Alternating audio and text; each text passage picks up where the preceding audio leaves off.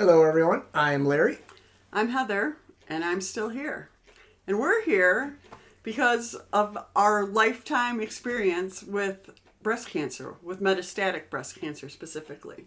So, our hope is in our brand new podcast that we'll be able to spend some time with all of you and show you or teach you or tell you what we've learned and experienced when I was diagnosed and as I've gone through cancer. Yeah, you are definitely someone who has gone through things that other people have when it comes to cancer. Yeah. You have done this for a longer period of time than other people's have experienced this. And what got you to the point where you felt like this is something that could help people? Yeah, I think part of it has been that, one, I've been living with metastatic breast cancer for 23 years, which is sort of unheard of, right? Mm-hmm. The median, expectancy is somewhere 3 to 5 years, and things have gotten better, but it's still a very, very, very serious disease. So to have lived with it for so long, I've had a lot of people reach out to me, and they want to, just pick my brain, I guess, would be maybe the best way to say it. We're not doctors. No. And it's a freak out time. Yeah. When we talk about the diagnosis, it's definitely a freak out time. Yeah. But I just think that there's been a lot of things that we've both learned over the years, and we want to share them with you. We want to make it maybe a little bit easier, a little less stressful. They help people to not feel so alone as they go through and not everybody cancer. wants to read a book at that time. Not everybody wants to and feel like, you have some information that maybe could help people in a short period of time and they could check this out. Yeah, and the fact is, I think resources are still sort of limited, in terms of long-term survivorship. I don't know if that's the best word for it. I sometimes think about that stuff, but just being able to go, oh, they did that. I would have done anything to have somebody that was, For sure. so far ahead of me. And so I think we feel really compelled to, give back and share. And you've been doing this for a long time. Yeah. The last 15 years, well, longer than that, but the last 15 years, people have been, in our community, been reaching out to you, and beyond our community, maybe somebody we knew had a loved one who was diagnosed and they'd reach out. But that's changing in the last 10 years, 5 years. Yeah. It's now people everywhere, across the world, right? And DMs on a regular basis of, hey, do you do this? Or, hey, can I talk to you? And I'm, while I'm open to doing that, I think there's also just a level of people need this information, like you said, quickly after they're diagnosed, because it's sort of a spiral. It's a really scary time. It is. Yeah. Like I said, it's a freak out time for sure. Yeah.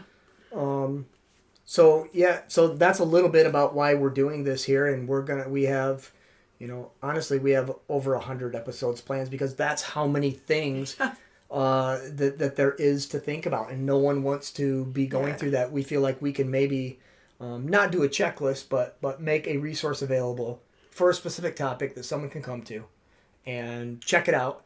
And we do not have all the answers, by any means, and we don't even know why you're still here. Yeah. The truth is, you did a whole bunch of different things, but was there a magic bullet? I highly doubt it.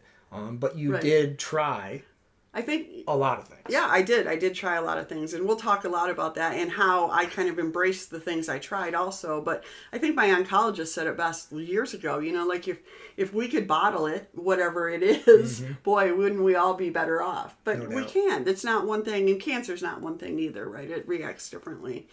But yeah, we're here to share all of that. And neither of us are medical professionals. We're not coming from that angle. I'm a high school teacher, and I'm a longtime high school football coach. I'm now a football official, and I love those things. I was thrust into this because we are married, by the way. I was thrust into this at a very young age and had to learn a lot more about this. So got 2 awesome kids. We've been married for a long time. How many years? I don't know. I shouldn't have said that out loud. We've been married, I don't know, 27 years. happily married. Our kids, we have a 24-year-old and a 21-year-old. You can talk more about that. Yeah. We have 2 dogs, 2 cats. We live in the middle of nowhere in Michigan, and we're just plugging along normal life. But we happen to have some information that we think maybe can help people. What about you?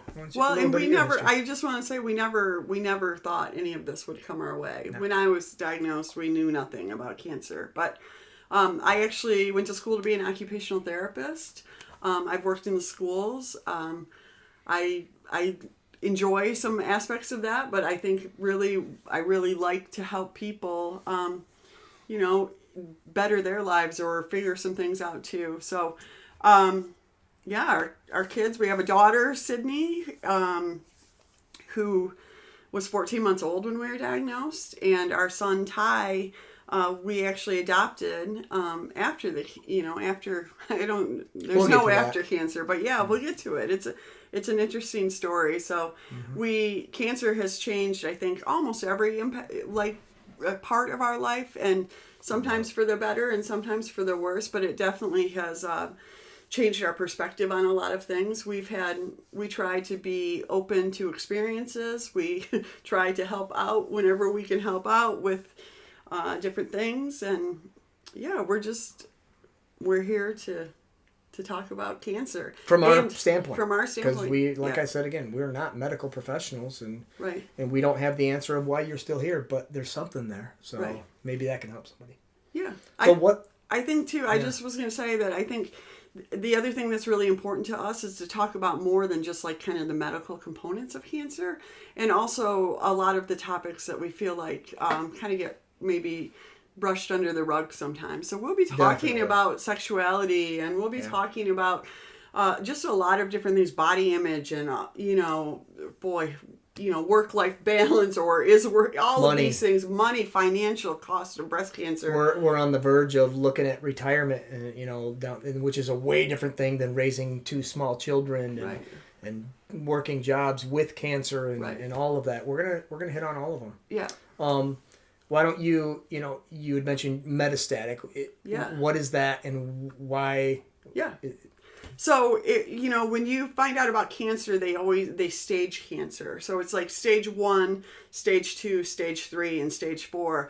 I had a surgeon who kind of like quoted all the stats to me, and let's say stick in your heads like they did mine. I'm not going to quote them to you, But stage 4 is kind of the worst stage. It means that the cancer is not only, in my case, started in the breast, but it's traveled past the lymph nodes and then to an organ, which, that can be different things. Sure. For me, it was, we'll talk about that in a minute too, but that's what it means. So metastatic and stage 4 mean the same thing. Mm-hmm. But, the statistics aren't real good for that.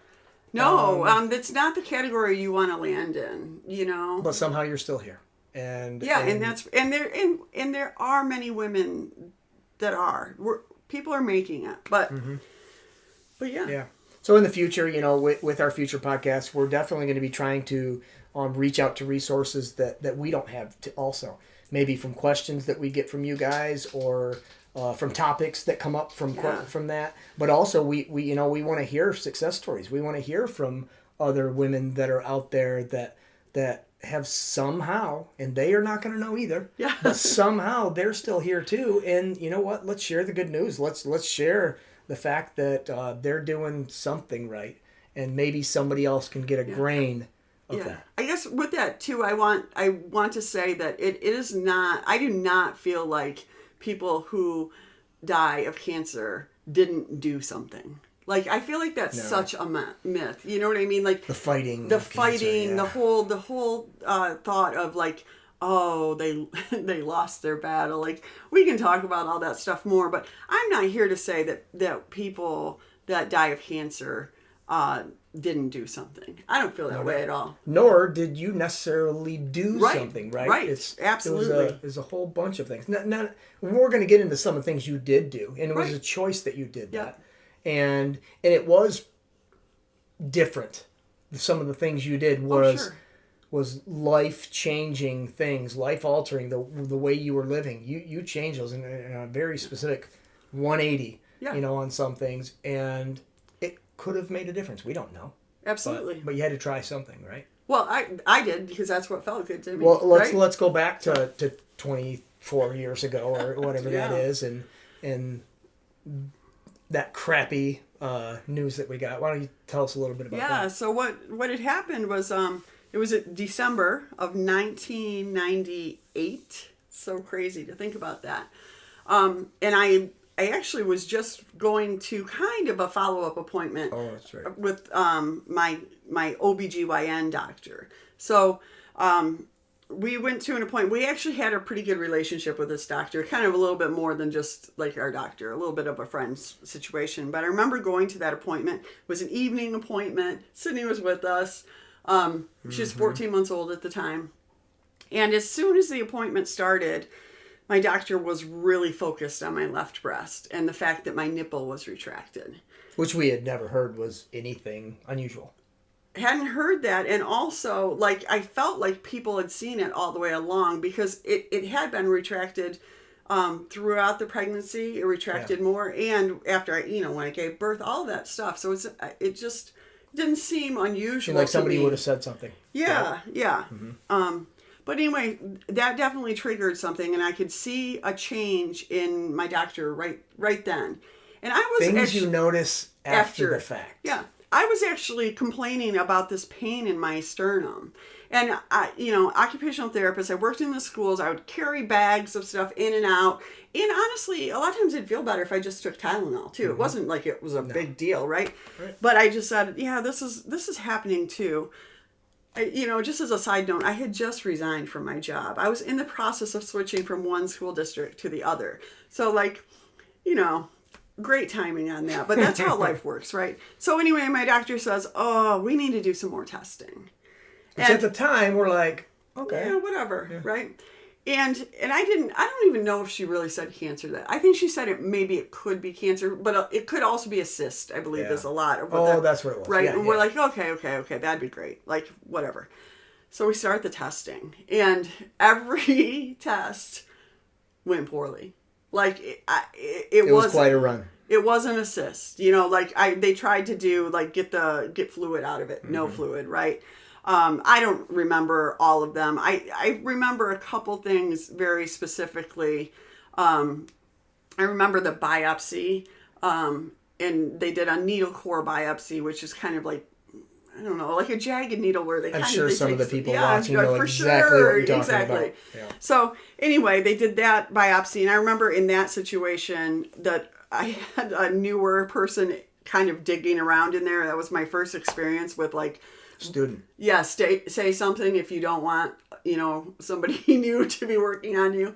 And my doctor actually came into that too, and just was standing at the end, watching and trying to support me through that. But basically what we found out was that, we just kind of, all of the stages kept slipping away, right? Yeah. And what ended up happening, so the first appointment, I found out that it was cancer on the 10th or whatever. On the 17th, it was another Thursday night or afternoon, evening. We spent the day doing testing. I remember... That's when the doctor gave you the stages, I believe. No, well, I think, that was prior to that. Okay. We had met the surgeon gave me the stages. We thought we were going to just kind of once we found out it was cancer, we thought, we'll just take it out. It won't have gone anywhere. That would be fine. But then... I did a bone scan. I remember the first bone scan was, I was laying on this table, and the way it was set up, I felt kind of exposed anyway. It was sort of out, it felt like it was out in a hall, which I know it wasn't, but there was activity behind me. Yeah. I could hear the techs talking about vacations and blah, blah, blah. Which is a whole nother Yeah, we're going to spend multiple episodes on that.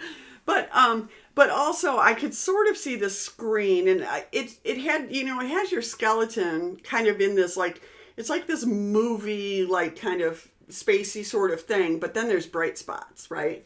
And I was like, ooh, I'm thinking maybe those aren't good, right? Anyway. But of course they don't tell you that. No, and as soon as I got off the table, they said, we need you to go to x-ray. And I had an appointment with an oncologist then. At that time, like, I knew I was already kind of going to be late for it. And I said that. And I was standing there, of course, in a gown, huge gown, holding the back of it closed because that's the way it works. And I was saying, no, I have to get to this appointment. And they're like, no, that'll wait. You need to go to x-ray. And that's where I remember talking to you. I remember this conversation too. And this was 24 years ago. Yeah. And I remember it. I said something, I don't like, about going, and you said something, and I said, or maybe it's everywhere. I just remember falling apart then. I remember that too. And then I couldn't, and then you have to like walk in with this x-ray tech who you don't know, and again, I get it that some of that is uncomfortable, but it's also like, there's better ways to handle it. But I remember like being asked little questions, and I was like, please just stop, like, please. So we do the x-rays also. And then, gosh, it even gets worse. It was quite a way to go. But we went. And there's people at home shaking their head going, I know you've been there. Yes, it's so true. So then we went to we got to the oncology office, which was, we kind of had to drive somewhere. Again, December in Michigan in the evening, dark, and we get into this, and the doctor, he came in first, and he said, have you talked to your doctor? Yep. And we said, no, we came right here. And he was very upset. And he left, and he walked out in, paper thin walls. We could hear him on the phone with our doctor yelling at her that he did not have to give this news, that this was not news that he was supposed to deliver. And we heard it all. And then he came in. And I was sitting, I feel like I had a gown on, but I don't know why I would, because, like, why the heck would you need to be in a gown at that point? But I don't remember that. All I remember is holding my breath and couldn't breathe. But definitely sitting on that paper, that crinkly paper that's so terrible. Yeah. And so I was sort of above him, and he sat down in his stool, and he looked up at me, and he said, you need to get your affairs in order. And I remember, again, like, I shot right back at him, and I said, I'm 26 years old, and this is the best you can do for me. And he then said, we can try some chemo when I get back from skiing, but I'm not making any promises. If there's any doctors out there watching, oh my Lord. Really? Please. Are you kidding me? Please. How not to do things. And at this point, I was absolutely no help whatsoever, because I can remember literally not being able to breathe, going, I feel like I'm just a kid still. And now, what? Yeah. What? We just got married not too long ago, and what? Yeah. So... He did backtrack a little bit, and he said that they were doing some experimental things at a university. We weren't at a university center, and but I was like, I'm done. And then the nurse comes in, and she, again, well-meaning, but she hands us a bunch of pamphlets. Like, and I still have just, like, you get the worst news of your life, and somebody hands you something to read, and it just seems so inadequate, right? Like, yeah, and she asked about, like, setting up chemo and things like that, and we were just like, nope, we're leaving. We're leaving. Like, we walked out. We walked out. And that day ended with, from a caregiver, I had to call your mom. Yeah, I just didn't. Wow, that's not a phone call you ever want to make. My gosh. I sat beside him while he called my mom, and I don't know why. I just didn't want to tell her. No. I didn't want to have to tell her. No one does that, yeah. It takes me back right now to that moment. It was terrible.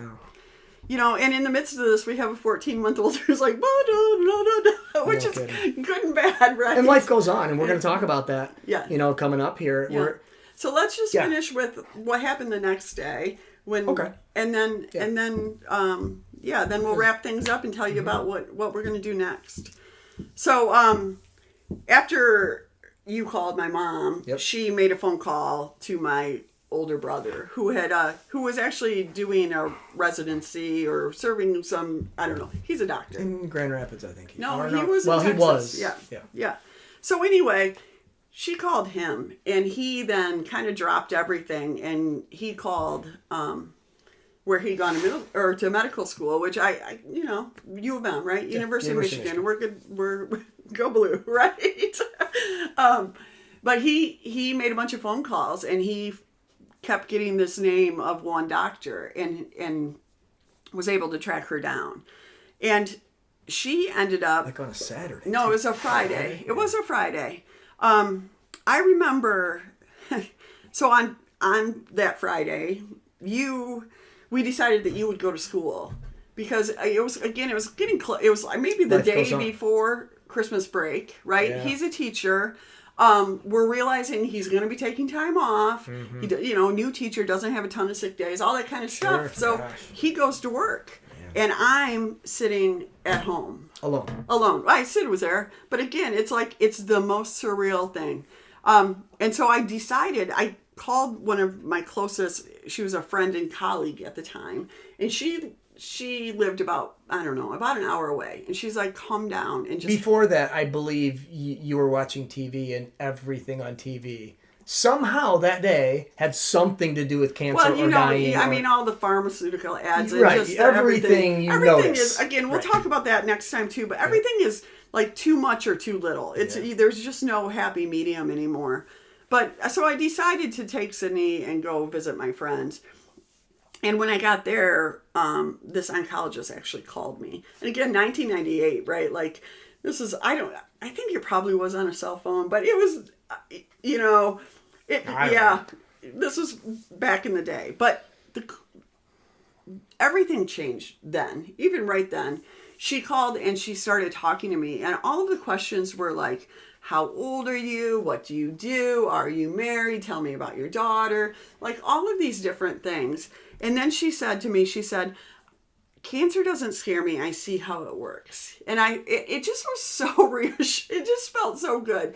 And then her final words to me, and this is again, it would have been December 18th, I think.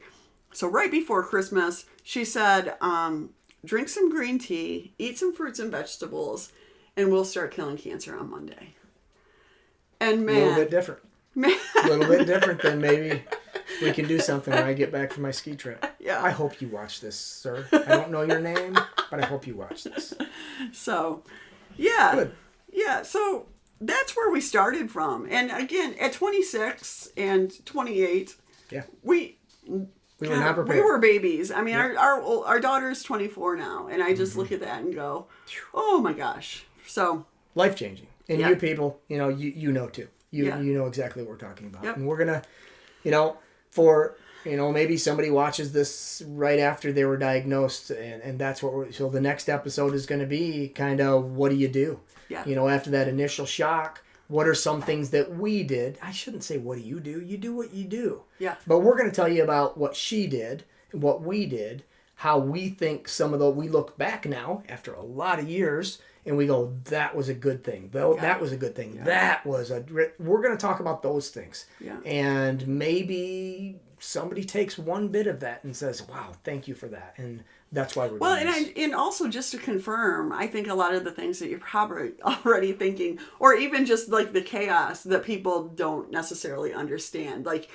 I just can't stop thinking about it. It just feels like your world is spinning. It's spinning, So how dealing with that spin, and a lot of times, figuring out what you're thinking versus what you should do next. So, yeah, there's a lot there. Yeah. And that even being your spouse during that time, I can't even touch on or pretend like I understand or can relate to that. No, but I'll leave you with this too. I remember that, I think it was that Thursday night that we were laying in bed, and I said, are you scared? Did I say, are you scared? Oh, I know. I said, are you scared to be alone? And you responded with, I'm not scared to be alone. I'm scared to be without you. And it's life-changing for everybody, right? It is. But sure. We're going to talk about fun things too. There's good things too, yeah. And we're going to talk a lot of those. How there is, a future and get into that. So Yeah. thank you very much for joining us, and we will have the next episode Yeah. out And as soon as we can. Yeah. Yeah. I'm still here. There we go.